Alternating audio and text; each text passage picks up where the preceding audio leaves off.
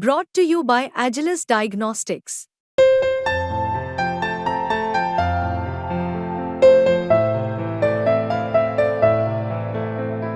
Agilus Diagnostics.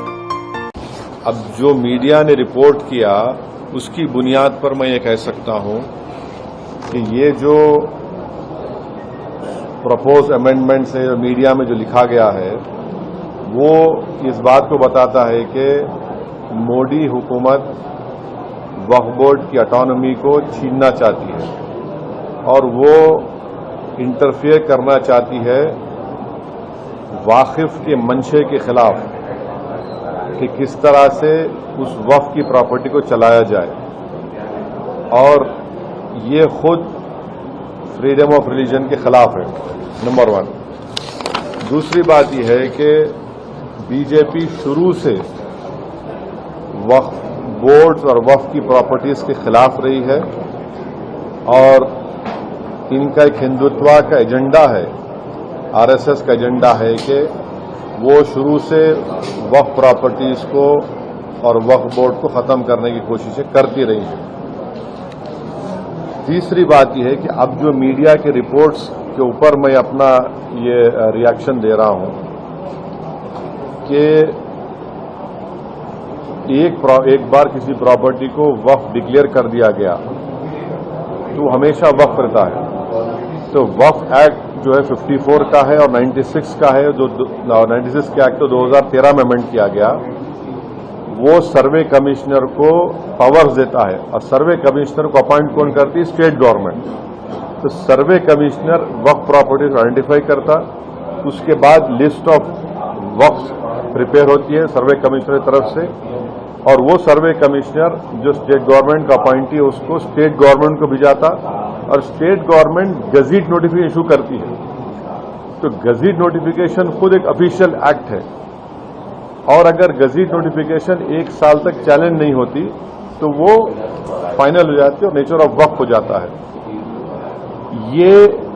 इसको ये लोग चेंज करना चाहते हैं, यानी जो पहले से वक्फ हो चुकी हैं प्रॉपर्टीज अब दोबारा उनको स्टैब्लिश करना पड़ेगा कि ये वक्फ है। ये इम्पॉसिबिलिटी है। दूसरी बात यह है कि गजीट का जो कंक्लूसिव नेचर है उसको आप डाइल्यूट करना चाह रहे हैं। मानिए अब कई लोग वक्फ की प्रॉपर्टीज में एंक्रोचर्स है, इलीगल तरीके से वहां पर है, तो इनको एक मौका मिल जाएगा कि वो वक्फ प्रॉपर्टीज को बोलेंगे कि हमारी प्रॉपर्टी वक्फ की प्रॉपर्टी नहीं है। और कोई भी प्रॉपर्टी में ये झगड़े होते कहीं ना कहीं, तो उसको एक एंक्रोचर्स को एक मौका मिल जाएगा। तीसरा न्यूज रिपोर्ट ये बोलता है कि अमेंडमेंट इन एस्टैब्लिशमेंट और कंपोजिशन ऑफ वक्फ बोर्ड।